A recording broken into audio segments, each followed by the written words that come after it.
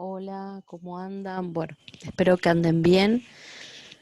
Eh, bueno, acá les traigo la clase, específicamente en esta clase vamos a ver los tres ámbitos quizás en donde nos podemos desempeñar los psicopedagogos, ¿sí?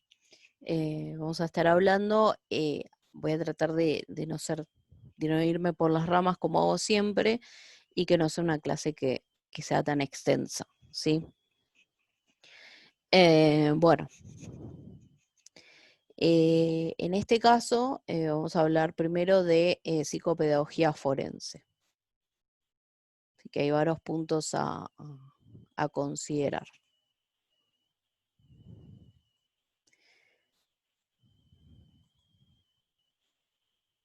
Bueno, acá hay varios conceptos principales para tener en cuenta, ¿sí? Que los van a encontrar más que nada en en las fichas de cátedra, ¿sí? Yo siempre me centro más en las fichas de cátedra porque son bastante completas, ¿sí? Bueno, a tener en cuenta es el tema de resiliencia, creo que es el tema central de lo que es la psicopedagogía forense, porque nosotros caso a nuestra intervención, nos vamos a centrar en esta resiliencia, ¿sí? En quizás tener en cuenta que son chicos, adolescentes, adultos, que transitaron por situaciones difíciles que no tendría que transitar ninguna persona, pero que lamentablemente las transitaron, sobre todo los niños.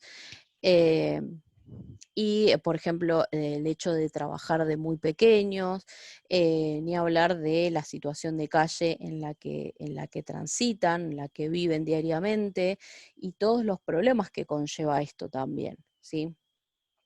Entonces, tener en cuenta esto e intervenir para llegar a esta resiliencia, ¿no? La resiliencia hace referencia a esta capacidad para poder tolerar y no solamente tolerar, sino poder superar todas estas dificultades de manera positiva, que concluya de manera positiva. A grandes rasgos, esto es la resiliencia. Nosotros tenemos que lograr esto, ¿sí? Porque muchos chicos no son resilientes, ¿sí? Creo que en su gran mayoría a veces no tienen esta dificultad, ¿sí? Sobre todo cuando son más grandes, ¿sí? Cuando vivieron toda una vida de esta manera y quizás cuando son adultos ya tienen una personalidad bien estructurada y cuesta un poco que lleguen a esta resiliencia. Entonces nuestro trabajo quizás más es en este punto y más arduo es este punto, ¿no? Eh, bueno, también el concepto de niños resilientes, que es un poco lo que les acabo de explicar sobre resiliencia, de que a pesar de las condiciones en las que viven estos chicos, son chicos que dentro de todo conservan, digamos, algo más allá de toda la situación en la que viven, conservan una cuestión más de trascender, ¿no? A los hechos específicos que viven, ¿sí? Y de ver realmente un futuro.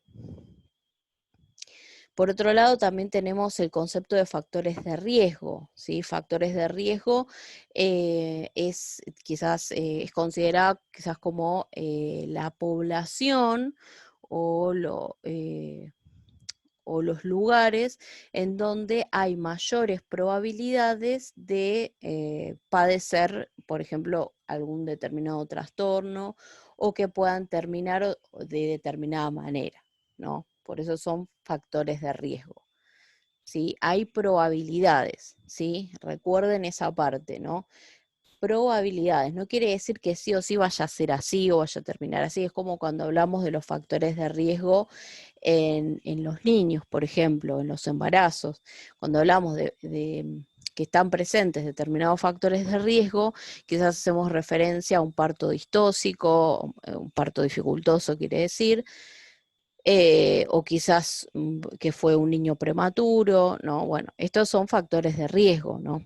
Que puede desembocar en una posibilidad de que pueda concluir en algún tipo de trastorno en otro sentido. Ahí voy.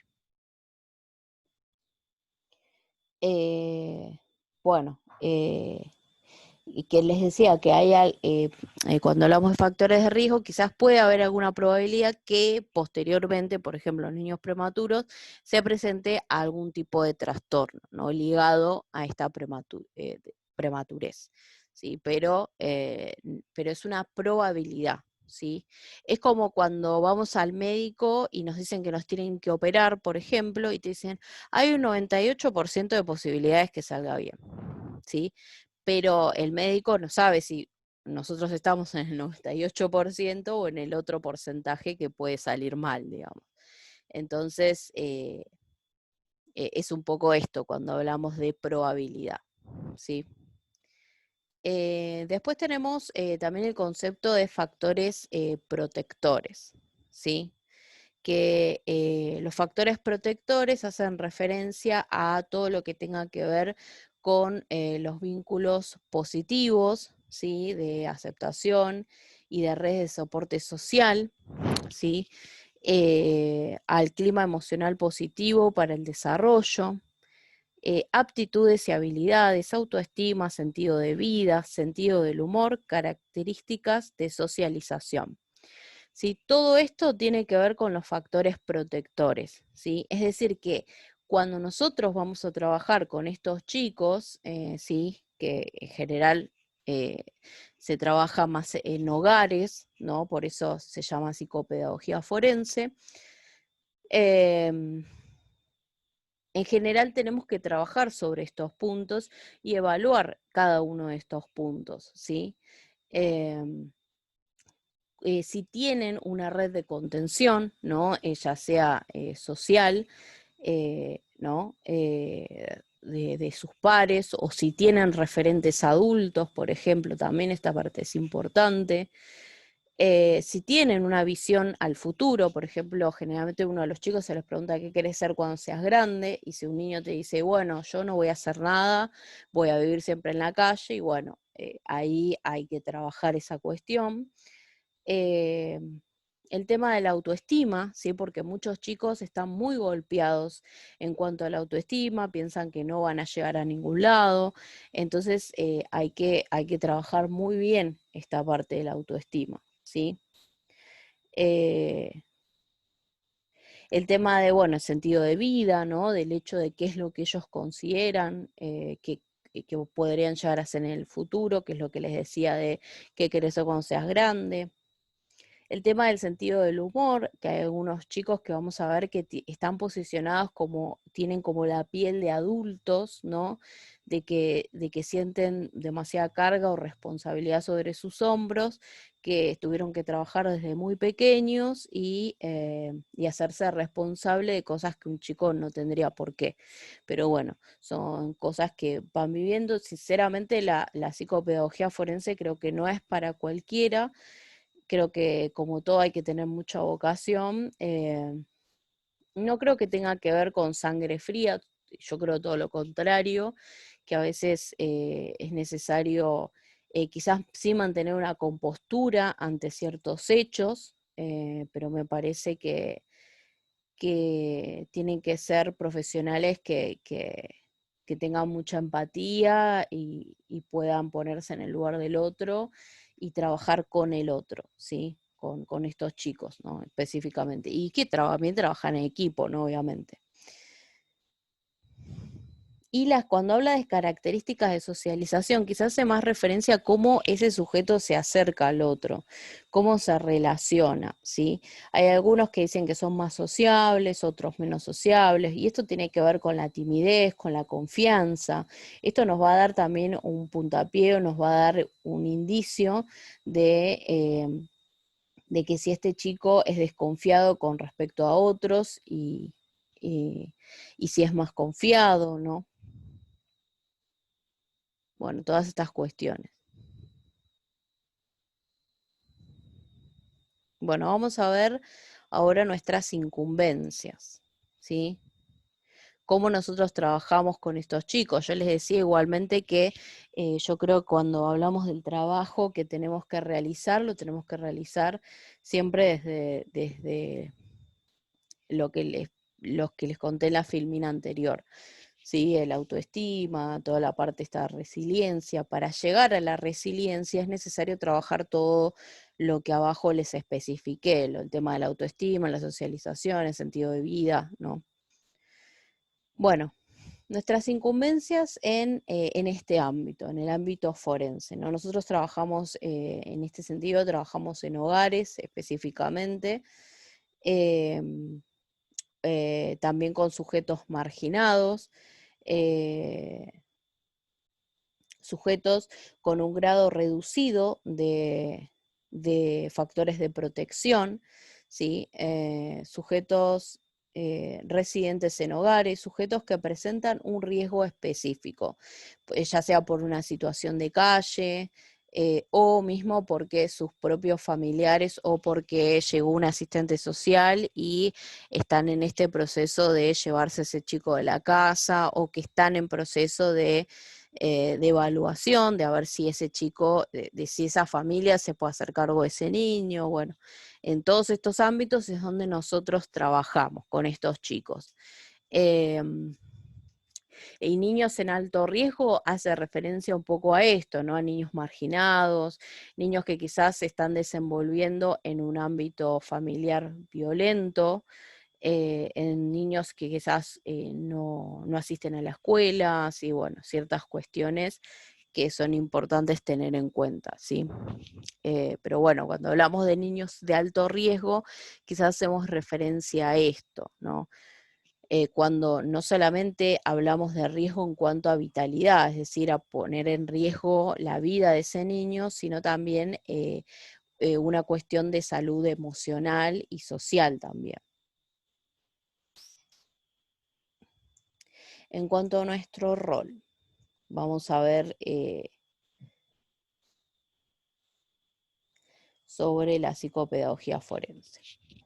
Nuestro rol, básicamente en este ámbito, como les decía también al principio, es un poco estimular esta capacidad de resiliencia, ¿no? De que a pesar de que yo viví todo esto, yo puedo trascender a esto, puedo transformar esto que me pasó en algo positivo, ¿sí? Y siempre lo que ayuda mucho, y esto sobre todo en adolescentes quizás más, una estrategia bastante válida, y que sirve mucho para que ellos mismos puedan tolerar su propia historia y lo que padecieron quizás, es que ellos mismos lo puedan contar, ¿sí? A otros que quizás no están pasando la misma situación, o sí, o están pasando la misma situación, y que se den cuenta de que es posible eh, transformar esta situación, digamos. Esta es la idea, ¿no? También es una buena estrategia, ¿sí? Eh, También aumentar los factores protectores, que era lo que hablábamos anteriormente, ¿no? El tema de lo que son las redes de contención, también el tema de la autoestima, de la manera de sociabilizar, de acercarse al otro. Bueno, todas estas cuestiones son las que nosotros trabajamos con estos chicos. Orientar al sujeto al optimismo y a la posibilidad, ¿sí? Es un poco también llevado al concepto de resiliencia, ¿sí? El hecho de decir, bueno, que a pesar de que son chicos que trabajaron y que vivieron ciertas circunstancias, poder mirarle, se podría decir, el lado positivo, eh, y en el caso de que no tengan redes de contención favorables, poder acercarlos a vínculos que les sean estimulantes para ser resilientes, digamos.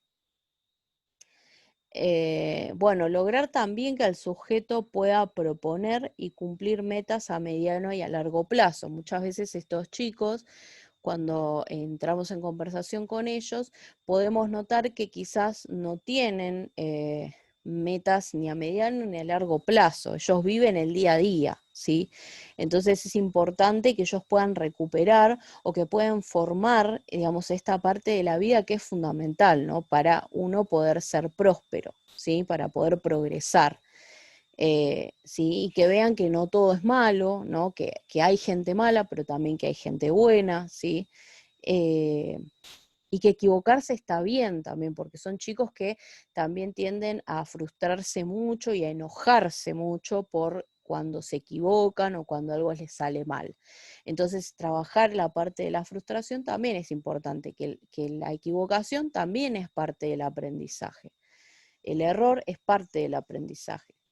Y esto muchos chicos no lo saben, porque recuerden que son chicos que quizás ni siquiera asistieron a la escuela en ningún momento de su vida y que cuando hicieron algo mal, quizás los padres los golpeaban o etcétera, ¿sí?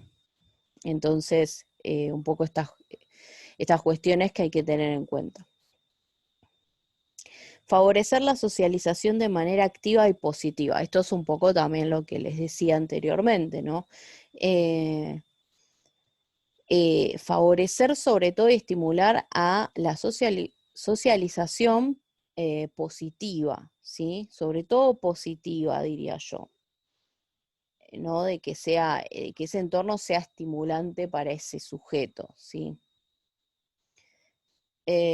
Incentivar al sujeto a que sus respuestas sean adaptadas al contexto.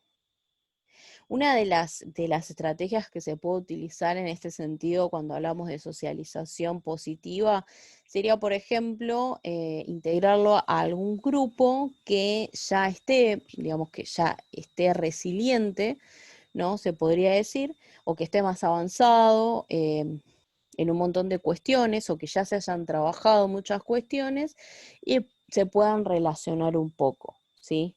Eh, como para favorecer y estimular esta resiliencia, ¿no? Para que, bueno, yo pasé lo que vos pasaste y vos en algún momento vas a llegar a donde yo estoy, ¿sí? Entonces, es un poco esto, ¿sí? Eh, bueno, incentivar al sujeto a que sus respuestas sean adaptadas al contexto, porque recuerden que son chicos que quizás no tienen en cuenta el contexto en el que están transitando, en el que están viviendo, y quizás todavía no pueden regular ciertas conductas, ¿sí? Porque todas estas conductas que están reguladas, en realidad se regulan socialmente, ¿sí? Nosotros sabemos que no podemos gritar en un ámbito público. ¿Por qué? Porque fue algo que aprendimos, porque nuestra mamá cuando gritábamos en la calle nos decía cállate o no se puede hacer eso o nos retaba, etcétera, ¿sí? Entonces, son estas cuestiones que quizás estos chicos no tienen claras, ¿sí? Porque no les fueron enseñadas directamente. Entonces, un poco esto, que no siempre el impulso es es la respuesta más apropiada para ese contexto, ¿sí? Porque a veces son chicos muy impulsivos, ¿sí? Que hacen y dicen todo lo que piensan en cualquier lugar y en cualquier momento. Sobre todo los adolescentes.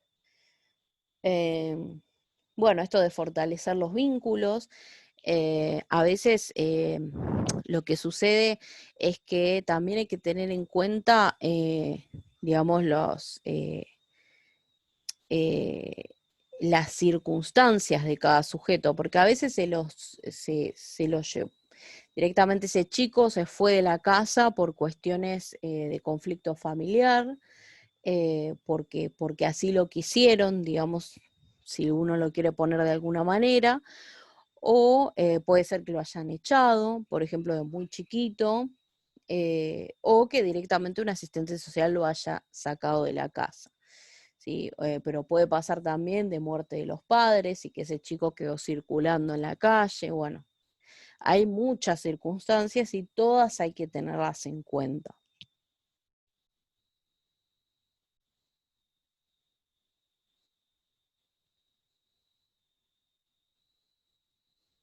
Se me fue el...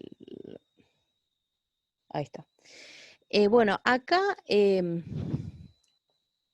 otra de las cuestiones que me parecen importantes resaltar en todo lo que es este aspecto forense hay dos conceptos que van a encontrar en los textos, que es el tema de niños en la calle y niños, creo que en la calle y de la calle, algo así.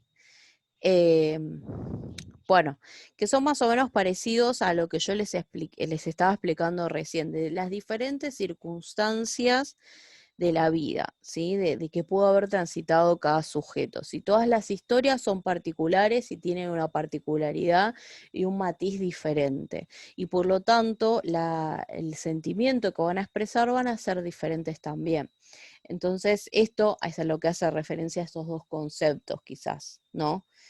De tener en cuenta la multiplicidad de circunstancias que atraviesan estos sujetos, ¿sí? Y de situaciones y de motivos por los cuales están en la calle, ¿sí?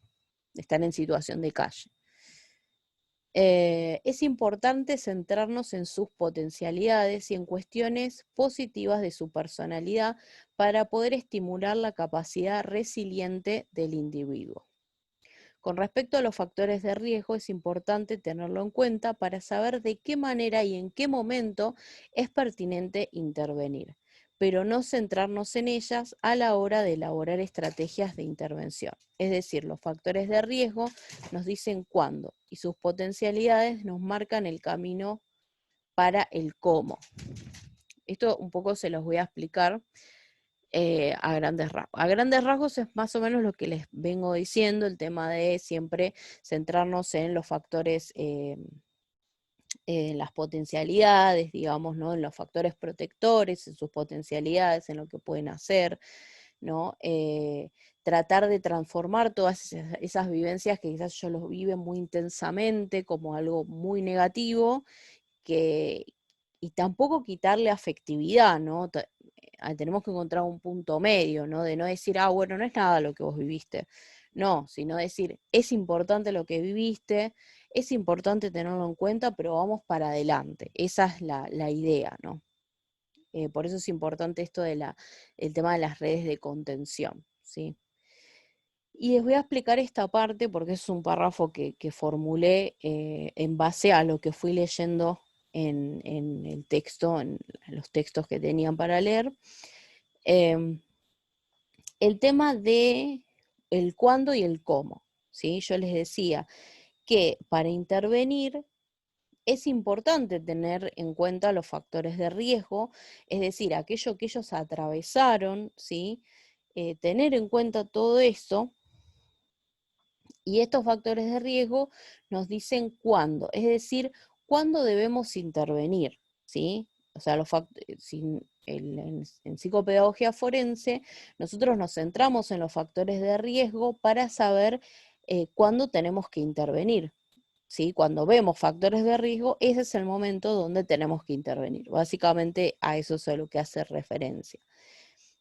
Pero las potencialidades nos van a marcar el camino de cómo intervenir, ¿sí? Porque nosotros no vamos a, como en cualquier ámbito de psicopedagogía, nosotros no nos basamos en las dificultades, sino que nos basamos en las potencialidades. Esto es a lo que hace referencia, ¿sí? Entonces, cada sujeto nos va a marcar a partir de la evaluación de sus potencialidades, de lo que puede hacer, de sus capacidades, cómo vamos a intervenir, ¿sí?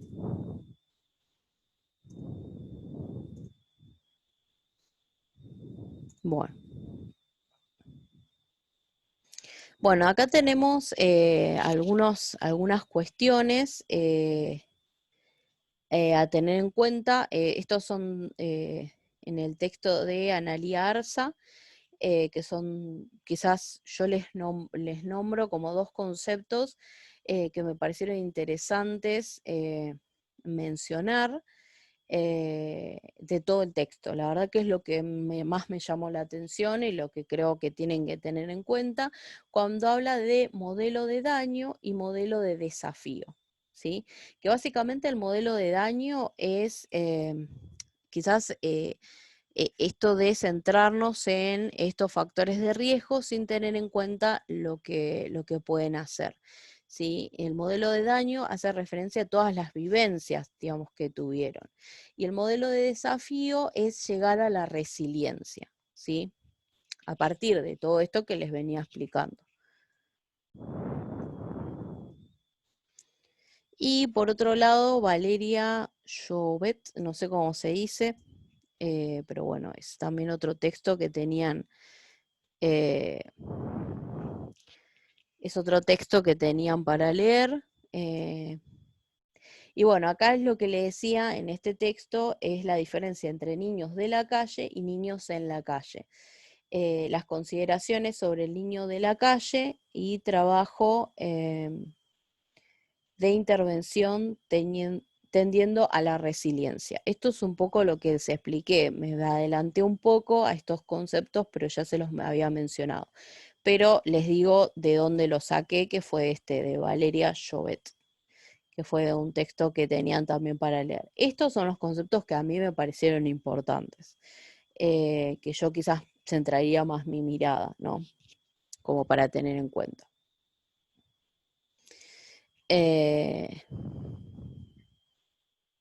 Quizás los niños de la calle hacen más referencia a ciertas condiciones de vida, ¿no? Y tener en cuenta estas cuestiones, ¿sí? Eso es a lo que me refería con consideraciones sobre niños de la calle, ¿sí? Y bueno, y esta era la última. Bien, ahora vamos a ir a la otra, al otro ámbito.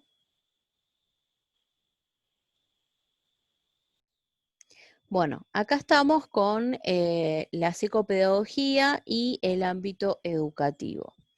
Sí, vamos a ver qué nos depara este ámbito. Bueno, tenemos diferentes funciones, ya les digo, en este y en el ámbito de salud fui bastante acotada, pero saqué lo más importante, ¿sí? Bueno, cuando hablamos de nuestra función dentro del ámbito escolar, hacemos referencia a tanto aspectos topológicos como a agentes externos. ¿Sí? A los aspectos topológicos hacen referencia a roles que se cumplen dentro de la institución, como puede ser, por ejemplo, la maestra, la directora, ¿no? Los agentes internos a la institución, ¿no? Donde asiste ese niño. Y los agentes externos que vendrían a ser los acompañantes, maestros integradores, ¿no?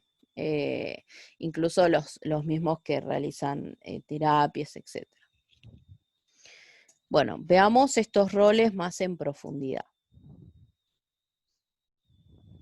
¿Sí?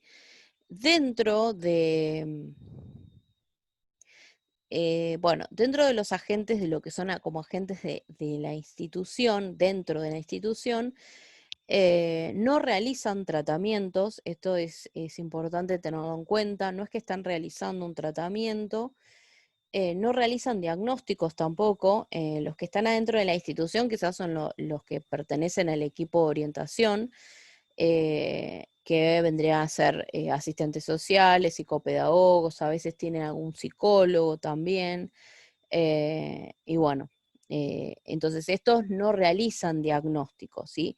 Pero es importante tener en cuenta que dentro de la institución educativa son los que detectan la dificultad. Muchas veces son los docentes que detectan la dificultad, que acuden al equipo de orientación, que dicen, este chico me llama la atención por esto, por lo otro, ¿no? Y bueno, y ahí es donde interviene quizás el equipo de orientación.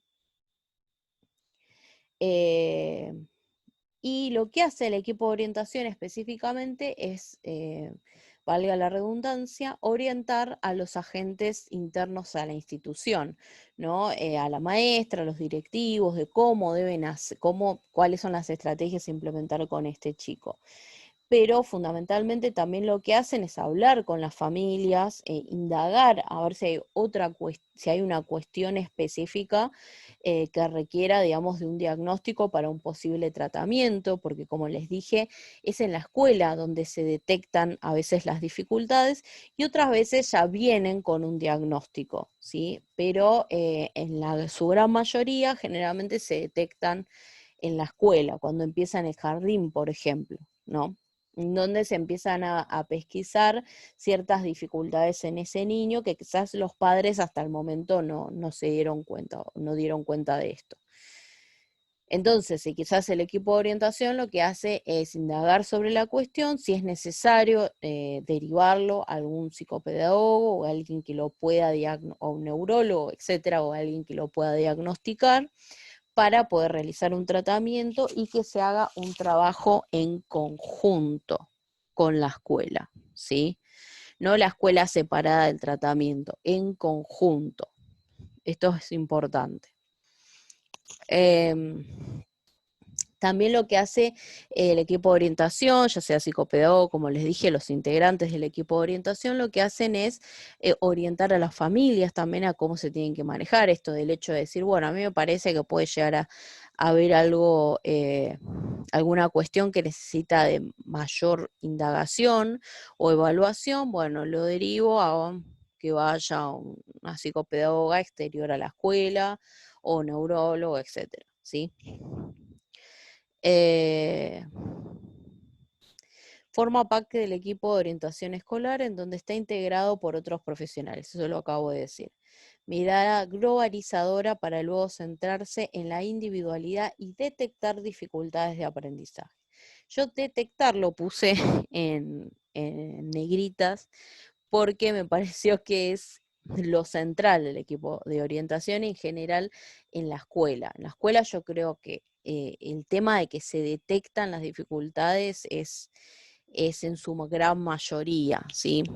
Porque es en el ámbito en donde los chicos se empiezan a sociabilizar más, quizás son donde aparece esta sociabilización secundaria, que es fuera del ámbito familiar, entonces es quizás donde más se pueda llegar a ver estas cuestiones, ¿sí? Este tipo de dificultades. Y cuando habla de mirada globalizadora, quiere decir que lo primero que va a hacer, y ahí es donde va esta etapa exploratoria, es cuando empieza a observar, ¿no? Empieza a observar, por ejemplo, la maestra viene con algún tipo de demanda diciendo, este chico me preocupa por esto, esto y lo otro. eh, bueno, ¿qué hacemos? ¿No? Como siempre, en conjunto, siempre con la maestra se trabaja en conjunto. Nunca es que uno le da una orden a la maestra, decir, vos sí o sí tenés que trabajar así. No se le dice cómo trabajar, se le da simplemente orientaciones y se le pide un trabajo en conjunto. A ver, vos maestra que lo conoces más a este niño, ¿qué propones para solucionar este conflicto o este tema? Este chico tiene esta dificultad, ¿qué hacemos? Yo te propongo esto, ¿qué te parece a vos? Vos proponeme esto y yo te digo, bueno, y así, una ida y vuelta, ¿sí? No es que el equipo de orientación sí o sí le tiene que decir cómo hacer el trabajo, no, es un trabajo en equipo, siempre. Entonces, una vez que que el equipo de orientación recibe esta demanda, lo que se hace es una etapa exploratoria. Se explora a ver cuál es la dificultad de ese sujeto, ¿no? Observándolo en clases, en los recreos, por ejemplo, en la entrada, en la salida, ¿no? Se observa tanto la parte pedagógica como conductual, ¿sí? Pero sobre todo la parte pedagógica.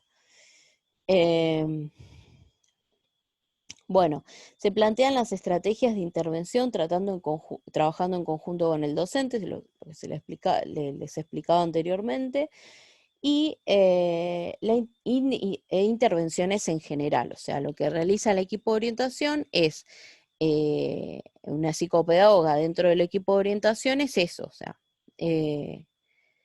trabajar quizás individualizado con ese sujeto porque presentó determinada dificultad, pero también debe realizar proyectos grupales, o sea, en general para la escuela o para determinados grupos, ¿no? Como talleres, charlas, etcétera. Por ejemplo, algo que está bueno, que no se implementa en muchos colegios, yo no lo he visto al menos hasta ahora, pero yo creo que sería muy positivo para los chicos y para las familias también. Cuando hay un chico con un diagnóstico en determinado grupo, es importante informar a las familias de qué se trata este trastorno y a los chicos también, ¿sí? con conceptos que obviamente lo entiendan, ¿no? Él se le va a explicar el autismo no, porque hay agentes genéticos, pero también es ambientales, porque hay un detonante ambiental. No, o sea, no se les explica estas cuestiones a los chicos, pero sí ciertas dificultades y la manera de sobrellevar o de ayudar de alguna manera a ese compañero, ¿no? Entonces, estas son charlas que me parece que estarían buenas, que se puedan implementar, pero bueno, no se llevan a cabo en general. Y vamos a ver el tema de la detección de la problemática, ¿sí? Puede provenir de la psicopedagoga, de la escuela, a partir de estas observaciones que realiza, ¿no? Recuerden que realiza observaciones grupales, por eso decía en general, o sea, va a la generalidad para detectar problemas individuales, ¿sí? A veces es la propia psicopedagoga que va observando grupo por grupo y de pronto ve algo que le llama la atención, ¿sí? Que quizás es una cuestión más conductual que pedagógica o viceversa, que la maestra no pudo detectar hasta el momento. Entonces, es eso la cuestión quizás de dónde puede provenir la detección. Por demanda del docente o directivo, a veces, muchas veces el docente no se da cuenta, pero el directivo sí, o viceversa. Generalmente es raro que el directivo se dé cuenta, generalmente es el docente, porque está ahí 4 horas diarias con ese chico, ¿no? Con esos chicos. Pero a veces hacer grupos grandes es complicado, ¿no? Detectar ciertas problemáticas. O a veces, muchas veces piensa que muchos docentes que tienen mucha vocación se informan y tratan de actuar cuando ven una problemática. No es que inmediatamente acuden al equipo, ¿sí? O al directivo. Tratan de encontrarle soluciones ellos mismos o de indagar la dificultad de ese chico. Es importante pensar en el nivel educativo en el cual transita el niño, ¿sí? Esto también es importante. No es lo mismo un niño que está en primer grado, que está en jardín, de un niño que está en tercero o cuarto grado, ¿no? Esto es importante tenerlo en cuenta. ¿Sí? Porque si estamos hablando de un niño que está en tercer grado y no sabe leer, y bueno, ahí hay un problema bastante importante, ¿sí? Que hay que actuar, ¿sí? Que hay que hacerse cargo, ¿no? No hay que dejar un costado, dejar que pase, que pase, que pase, y el chico está en sexto grado y no sabe leer, ¿sí? Esta es la cuestión. En cambio, un chico de primer grado que no sepa leer es totalmente normal, o que tenga dificultades en escribir su nombre, por ejemplo, puede considerarse como normal, ¿sí? O quizás el chico que está en tercer grado es simplemente que le falta más estimulación, que en la casa no se está trabajando de manera adecuada. No siempre conlleva un diagnóstico de una patología. Quizás en la escuela, y eso es importante que lo tengan en cuenta, la idea no es decir, bueno, yo me lavo las manos, vamos a diagnosticarlo y que se vaya de mi escuela. No, esa no es la idea. Justamente es todo lo contrario, ¿no? Quizás por fuera de la institución se puede realizar una evaluación más que nada de perfil cognitivo, que es la que a nosotros nos interesa. No nos interesa tanto el diagnóstico, ¿sí? Yo decía quizás de hablar, de hacer una charla generalizada del diagnóstico, porque quizás a las otras familias sí les interesa el diagnóstico. Saben que hay un chico que tiene tal dificultad o que tiene este diagnóstico y les asusta un poco. Entonces, como para tranquilizar ansiedades, esto sería bastante beneficioso. Eh, Incluso ayudaría a la contención familiar también, ¿no? Por eso hay orientación a padres y hay un montón de cuestiones dentro de lo que son los tratamientos para los chicos, ¿sí? Acuérdense que los chicos también están integrados en un grupo familiar, entonces es importante. Bueno, en el caso del ingreso de un alumno con un diagnóstico, el psicopedagogo de la institución se encarga de realizar un seguimiento para aportar otra mirada sobre ese niño. Y bueno, y también el tema del trabajo interdisciplinario, ¿no? Estos 2 puntos son súper importantes porque, como les dije, a veces nos llegan chicos que, siempre hablando en el ámbito educativo, interno a la institución, ¿no? Nosotros trabajando como psicopedagogas adentro de la institución, A veces nos llegan chicos que ya tienen un diagnóstico, pero a nosotros lo que nos interesa es saber su perfil cognitivo, quizás cómo aprende ese sujeto, o mismo podríamos indagar nosotros mismos sobre este hecho. Pero más que nada lo observamos, no para aportar algo negativo, decir, porque a veces pasa también en muchas escuelas, lamentablemente, que se quieren sacar de encima a los chicos. Decir, no, este chico tiene que ir a una escuela especial. Y no, no, erróneamente eso no es así. Eh, la idea en realidad sería poder conocer más a ese chico, ¿sí? Y poder aportarle algo, ¿sí? Esa es la idea, ¿no? Para poder beneficiarlo para que posteriormente pueda superar la dificultad que tiene. Esa es la idea central, ¿no? Incluso la inclusión habla de eso, ¿no? Bueno, y es importante también lo que es el trabajo interdisciplinario. Y ahora vamos a hablar de los agentes externos a la institución, ¿sí? Los agentes externos a la institución, a rasgos generales, tenemos el equipo terapéutico, que es específico del niño, que se va a encargar más que nada de lo que es el tratamiento.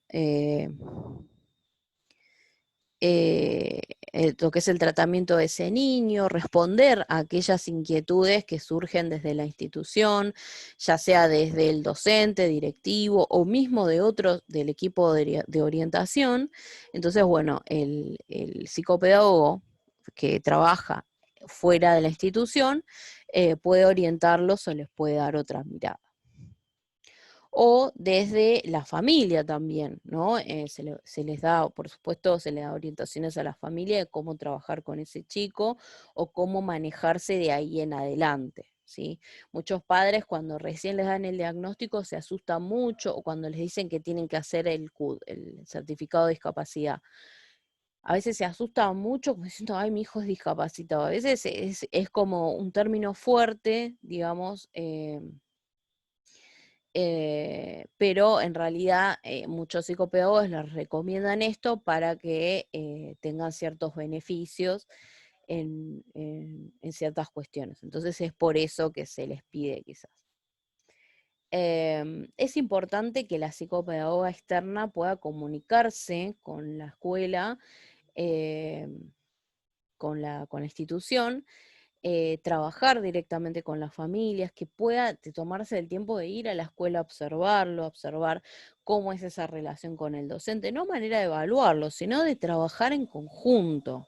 ¿Sí? Yo creo que esto es súper importante y es algo que muchos psicopedagogos no hacen actualmente, que es esto, de ir a observar. ¿Sí? Es el ámbito en donde ese chico pasa 4 horas diarias, ¿sí? A veces 5 o más. Entonces, me parece que es súper importante esta parte, ¿no? De tomarnos nuestro trabajo con responsabilidad, ¿sí? Con amor y siempre trabajar desde el amor y desde la responsabilidad, ¿sí?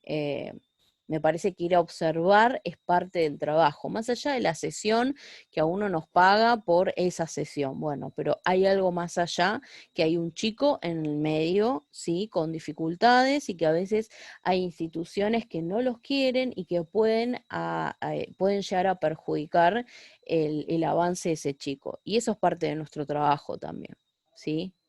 Entonces eso ténganlo en cuenta para el futuro también. Eh, y bueno, los acompañantes externos, que básicamente se encargan de más que nada una contención, más que nada conductual. No se encargan tanto de lo pedagógico, sino más que nada de contención conductual, emocional, social, ¿no? Más que nada esto. En cambio, la MAI sí se encarga de cuestiones más pedagógicas. La MAI es maestra de apoyo a la inclusión, término que fue modificado hace no mucho tiempo, que lo van a encontrar en los textos, que hay una modificación por maestra integradora, de maestra integradora a maestra de apoyo a la inclusión. ¿Por qué? Porque se consideraba que integradora, o sea, lo que es el concepto de integración, era demasiado reducido, ¿sí? Como que se basaba más que nada en la igualdad, ¿no? En cambio el término inclusión está más basado, digamos, en la equidad, ¿sí? Entonces esa es como la diferencia, ¿sí?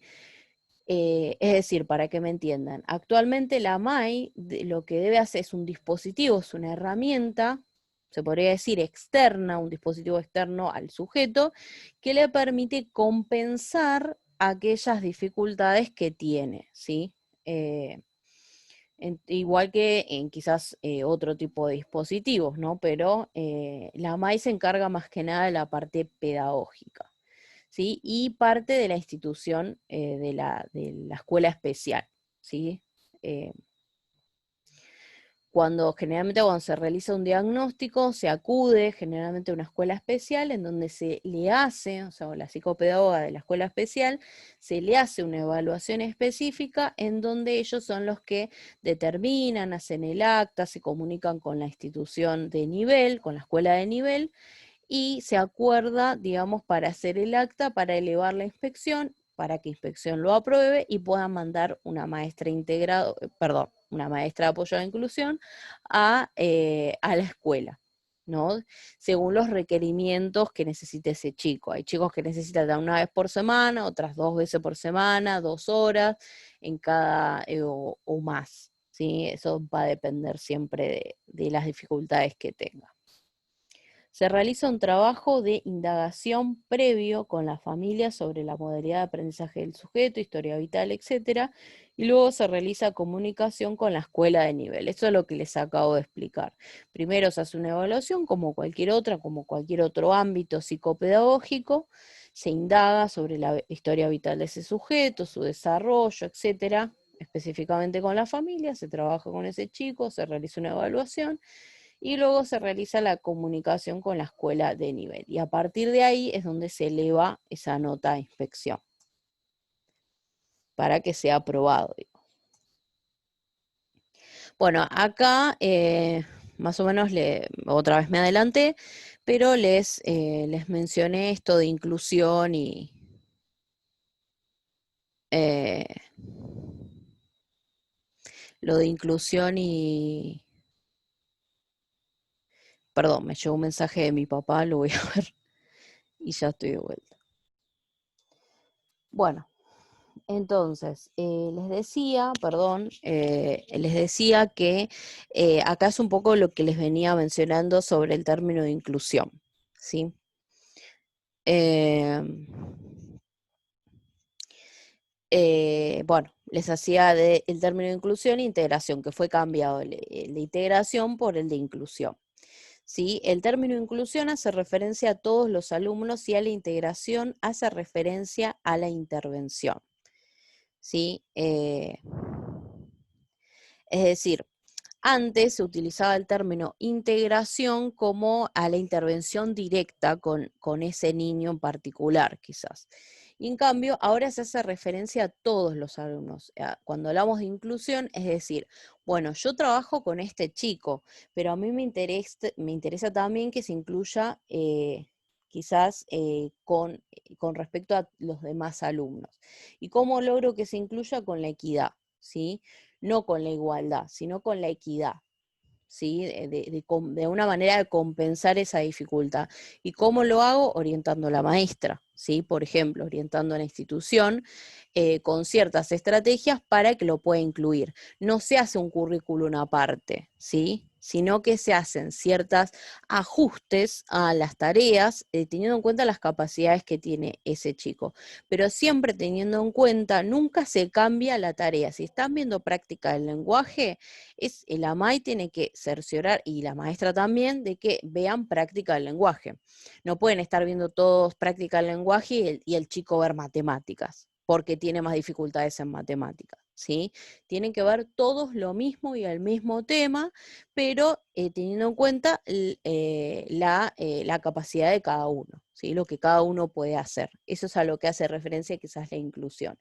En cambio, la integración hacía más referencia a esto. Bueno, vamos a apuntar a a la dificultad que tiene, quizás, y no tanto en lo que puede hacer.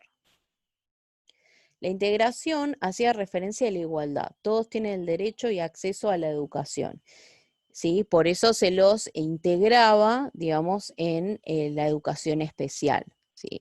Perdón, en la educación, en la escuela de nivel, digamos, en la escuela común, dicho un poco burdamente, ¿no? Y la inclusión hace referencia a la equidad, brindando herramientas a todos los alumnos según sus capacidades. Es lo que les acabo de explicar.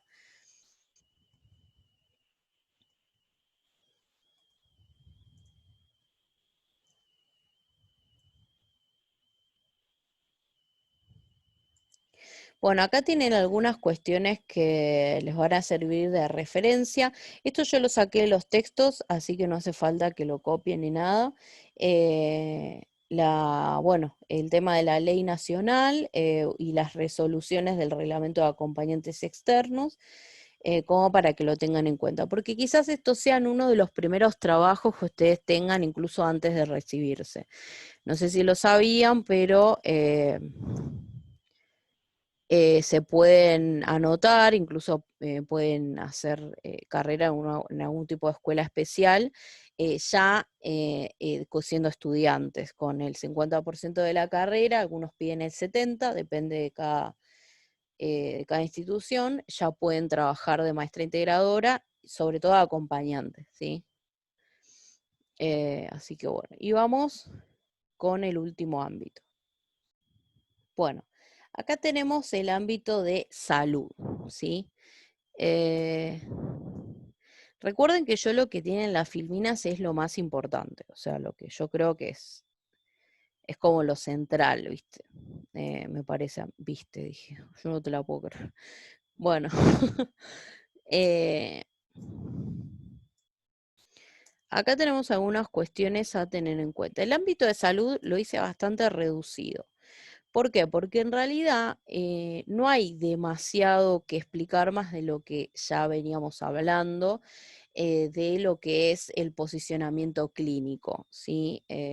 Tiene en el ámbito hospitalario, se apunta mucho al tema del ámbito clínico, de trabajar de manera inter y multidisciplinaria, bueno, todas estas cuestiones que ya veníamos hablando en otras clases, entonces la verdad que no me centré tan específicamente en esto, pero sí les voy a hablar de estas cuestiones que me parecen importantes tener en cuenta, ¿sí? Hay determinados programas que se basan como para ingresar, digamos, al ámbito hospitalario. Tenemos las residencias y las concurrencias y las becas. Sí, yo les voy a explicar más detalladamente estas primeras dos, que son las residencias y las concurrencias.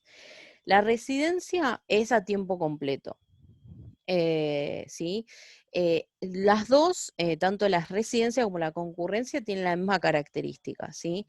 Que se trabajan con casos específicos, en general son 3 años, en los cuales en los 3 años se les van brindando determinadas capacitaciones y se va pasando por todos los ámbitos, ¿sí? No solamente lo que es, primero pasan por el neonato, después pasan por pediátrico y así digamos, van a ir transitando eh, los ámbitos, ¿no? Así como ven, les doy un ejemplo medio absurdo, pero bueno, si vieron Anatomy Grey, por ejemplo, eh, bueno, es un poco eso, o sea, van pasando por todos los ámbitos en las residencias. Y es así, es según el hospital, ¿no? Que hayan hecho la residencia, pero en general hay bastante maltrato en ese sentido, al principio, ¿no?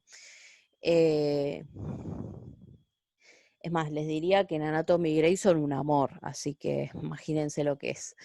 Eh, eh, entonces, bueno, pero en general es de mucho aprendizaje, eso sí, eso seguro, es de mucho aprendizaje. Eso para que lo tengan en cuenta. Pero la diferencia con la concurrencia, de la residencia con la concurrencia, es que la concurrencia es a mediano tiempo y es no remunerada, es decir, que no les paga, ¿sí? En cambio, la residencia es a tiempo completo, pero sí se les paga. Y en ambos casos, tanto en la residencia como en las concurrencias, se realiza un examen de ingreso, donde se tiene en cuenta un ranking. El ranking va a depender de la nota que ustedes hayan tenido de promedio al recibirse la carrera y la nota que vayan a tener en este examen de ingreso. Se hace como un promedio y se hace un ranking del el que tiene más promedio, está en el primero, como para acceder a la residencia, y el último, digamos, que tiene el más bajo promedio, quizás puede acceder a una concurrencia en vez de a una residencia, ¿sí? Estas son como los rankings, digamos. Digamos, se podría decir que se hace tipo una competencia como para ver si puede llegar a acceder a una residencia o una concurrencia. Más o menos sería eso.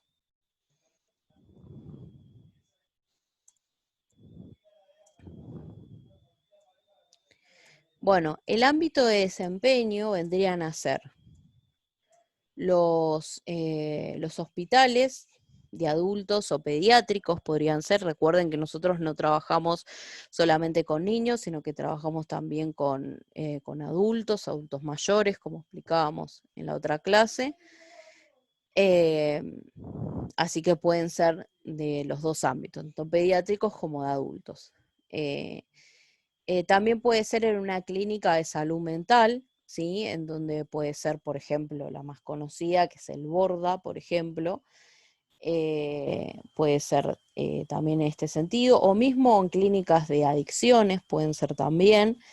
Generalmente, mayormente se encuentran más psicólogos que psicopedagogos, pero bueno, eso se está modificando, digamos.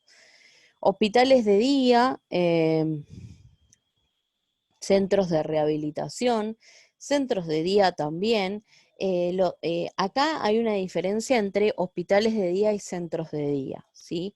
Los hospitales de día son más que nada los que tienen algún tipo de dificultad, ¿no? O de problema, digamos, más que nada orgánico, que necesite una atención especializada. Y los centros de día hacen referencia, por ejemplo, en el caso de las adicciones, por ejemplo, a veces concurren a centros de día, ya sea de adicto a las drogas o anorexia, bulimia, etcétera, acuden a centros de día donde se hacen actividades de diversa funcionalidad, digamos, para trabajar diversas cuestiones, eh, y se los hace concurrir a estos centros de día, ¿sí? Donde participan de ciertas actividades. Y los centros de rehabilitación, que son esos centros quizás, por ejemplo, los geriátricos, ¿no? Donde se presentan como estos centros de rehabilitación en donde se les da actividades en el caso de que tengan alguna dificultad motriz, por ejemplo, o mismo para realizar alguna actividad más social, ¿no? Y los hogares de niños y de adultos mayores. También se desempeñan, digamos, en este ámbito. Bueno, y el rol del psicopedagogo va a ser, en general se tiene en cuenta el enfoque clínico, por lo cual se tiene que tener en cuenta al sujeto particular, su desarrollo particular, su historia vital, la multidimensionalidad que lo atraviesa, tener en cuenta la etapa de desarrollo que transita, ¿sí? Estas son algunas cuestiones, yo puse algunas nada más, obviamente que hay más a tener en cuenta, pero bueno, yo les puse algunas como para que las tengan en cuenta. No lo explico tan profundamente porque sinceramente es parte del posicionamiento clínico que ya había explicado en otra clase, entonces por eso no lo explico tan específicamente. Si lo quieren ver, les dejo el video, la clase. O me la piden por el link, no hay problema. Bueno, en general decíamos que hay que tener en cuenta el posicionamiento clínico. Y en el posicionamiento clínico, ¿de qué hablamos siempre? de tener en cuenta a ese sujeto en particular, que no se puede generalizar, ¿sí? Que siempre tenemos que tener en cuenta a ese sujeto con determinada problemática, a su desarrollo particular, ¿sí? La historia vital que tenga y sobre todo, teniendo en cuenta estas cuestiones que estoy nombrando, tener en cuenta las dimensiones que lo atraviesan, que es lo que veníamos hablando, ¿no? Psiquismo significante, eh, actividad neuronal epigenética, funciones cerebrales superiores y dispositivos básicos de aprendizaje. ¿Sí? Tener en cuenta todas esas dimensiones que atraviesan a todos los sujetos. ¿Sí? Esa es la única generalidad que podemos hacer, ¿sí? Que en todos los sujetos tenemos que evaluar estas dimensiones para tener en cuenta y para entender cómo aprende ese sujeto, cada sujeto, y quizás evaluar cuál es la causa de la dificultad que presenta, ¿sí? Y tener en cuenta la etapa de desarrollo en que transita. Recordemos que no es lo mismo un sujeto que, no sé, un adolescente o un adulto que ya tiene un cerebro con conexiones sinápticas bien establecidas y que está estructurado, a un niño que quizás ese cerebro todavía está en desarrollo. Sí, no es lo mismo. Entonces hay que tener en cuenta en qué momento de desarrollo está ese chico, ese sujeto con el que vamos a trabajar. Las tareas que debemos realizar, básicamente, creo que esta es la última, así que ya creo, no estoy segura. Sí, esta es la última filmina, así que ya los dejo tranquilos. Igual, no se pueden quejar, lo hice bastante acotado. Me fui por la rama todavía. Bueno, las tareas a realizar. Teníamos la prevención y promoción de la salud, ¿sí? En el ámbito hospitalario en general, lo que se pretende quizás, sobre todo en los ámbitos, por ejemplo, de neonatología, por ejemplo, cuando sabemos que son chicos que quizás tienen poseen ciertos factores de riesgo, están atravesados por ciertos factores de riesgo, entonces se requiere un seguimiento quizás y prevenir eh, unas posibles dificultades en el futuro.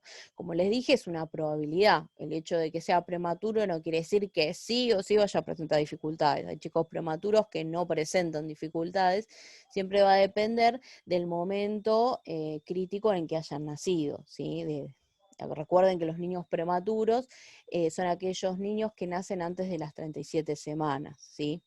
Entonces, digamos, es amplio. Están los chicos que nacen de 25 semanas y están los chicos que nacen en la semana 36 o 37 que pueden llegar a cursar sin ninguna dificultad. Todo su desarrollo y su vida en general, ¿sí? Entonces es simplemente una probabilidad, pero hay que tenerla en cuenta, ¿sí? En estos casos, en el caso de prevención, por ejemplo, muchos hospitales, sobre todo en el Garrahan, por ejemplo, cuando yo tengo un ejemplo que es bastante claro, que es, bueno, en el caso de mi sobrino, por ejemplo, eh, él tenía, cuando ella estaba embarazada de 5 meses, a mi sobrino le diagnosticaron una hernia diafragmática. Entonces a todo esto es que se empezó a tratar en el Garrahan, en donde se hizo, que fue el primer año, cuando mi sobrino nació, era el primer año que se hacía, era que mi sobrino nació en el Garrahan y en el momento que nació, mi sobrino se quedó en el Garrahan y a la mamá la mandaron a otro hospital, no sé si a la Anchorena, no me acuerdo.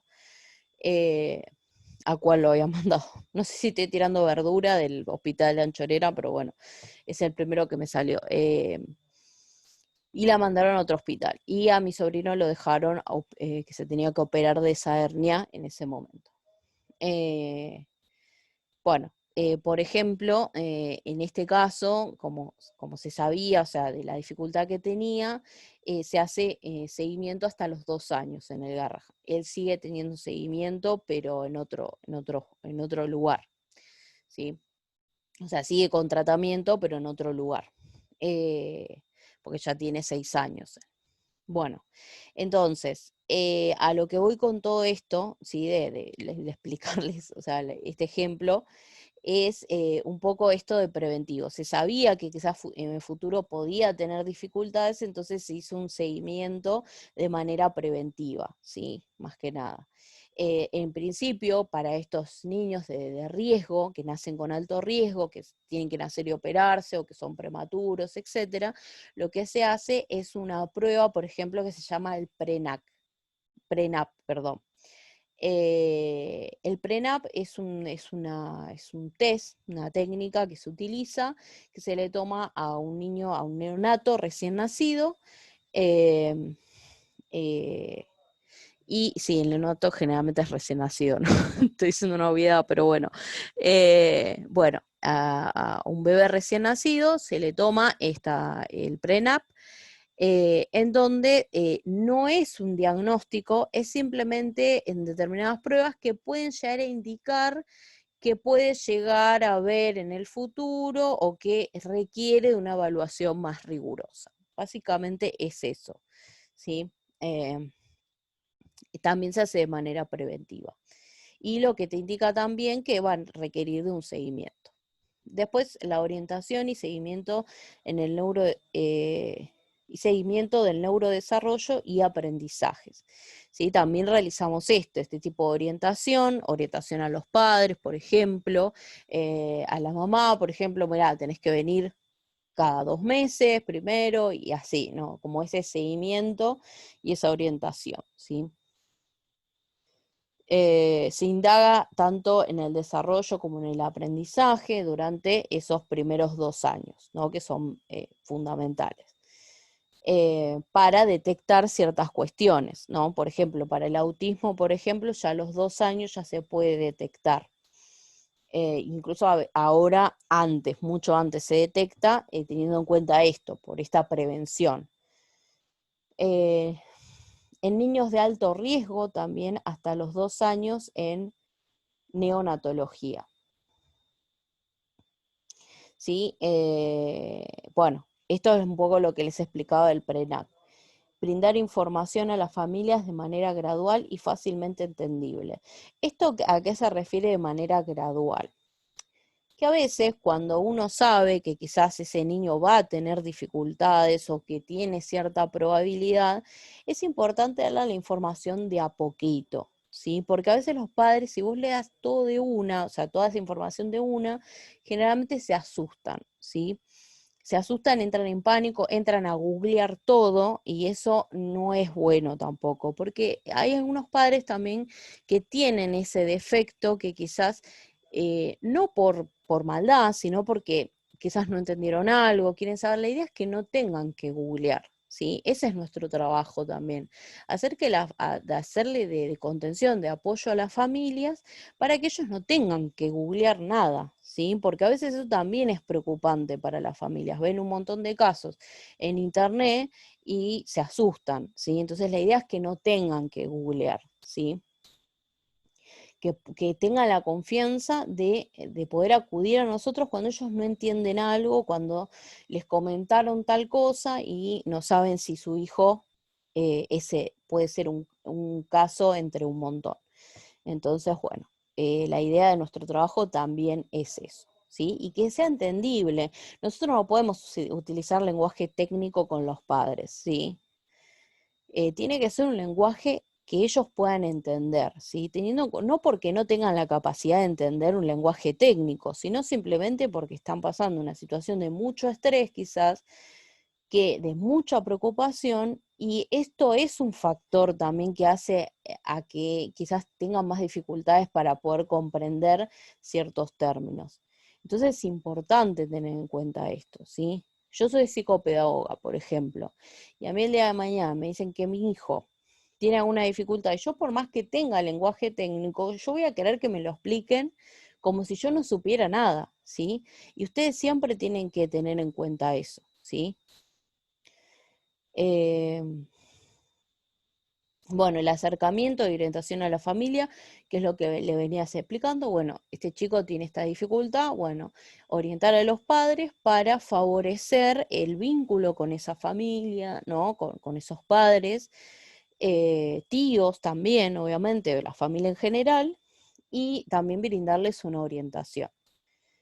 Y brindar espacios de contención y de escucha. Esto es importante, es un poco lo que les venía diciendo, el tema de escuchar a los padres y las inquietudes que presentan, sino no minorizarlas, no desvalorizar ninguna pregunta es tonta. Eso es lo que yo siempre les digo a todos, ¿sí? Nunca hay que olvidar de dónde uno proviene y que no hay que escupir para arriba, ¿sí? Que a nosotros, si estuviéramos en ese lugar, nos gustaría que nos expliquen de manera adecuada, que nosotros podamos entenderlo, ¿sí? Entonces esto es súper importante también.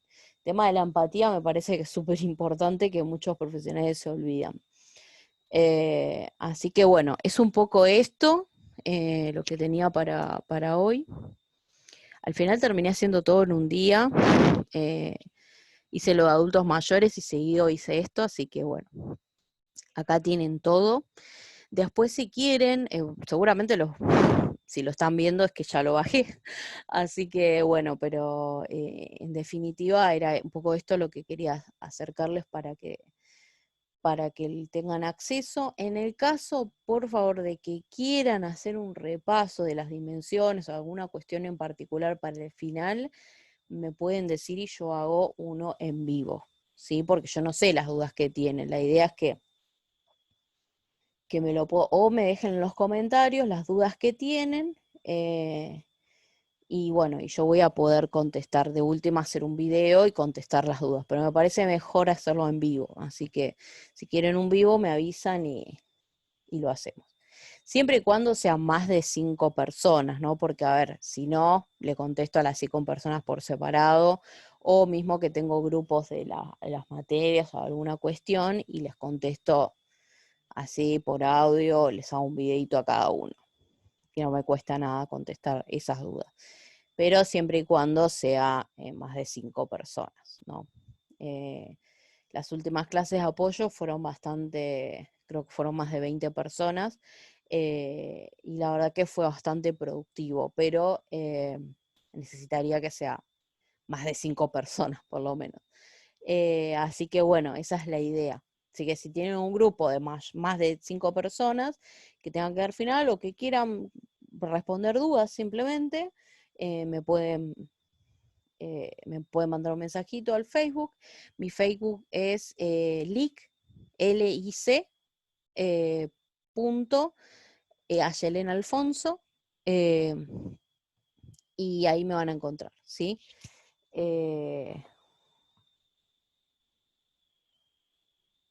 ahí van a encontrar, perdón, bueno, estoy verificando el Facebook porque no me acuerdo bien. Creo que era así.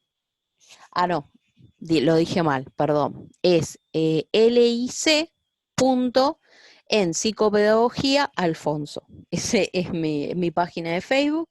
Si no, me pueden buscar como Ayelena Alfonso, que es mi Facebook, digamos, que utilizo para esta página. Pero si no, me pueden buscar en esa página.